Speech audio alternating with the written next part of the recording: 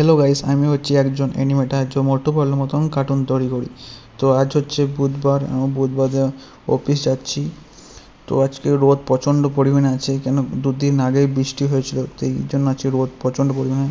তাই রাস্তাতে অনেক কমই গাড়ি ঘোড়া চলছে, কেন রোদ একদম পুরো মাথার ওপরে আছে।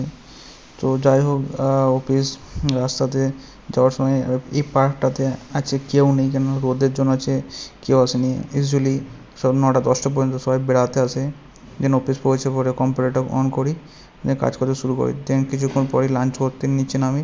আজকে ভাতের জায়গায় রুটি চলে এসেছিলো, ভুল করে রুটি দিয়ে দিয়েছিলো। তাই রুটি পনির তরকারি দিয়ে খেয়ে নিই। দেন কাজ করার পর কিছুক্ষণ পর 6:30টার সময় ছুটি হয়ে যায় অফিস। তাই এসিটা আর রুমের লাইটগুলো সব বন্ধ করে বেরিয়ে পড়ি অফিস থেকে। তো অফিস থেকে আজ তাড়াতাড়ি একটু বেরিয়ে পড়ি। তো আজকে এখন এতটা অন্ধকার হয়নি। Thank you for watching.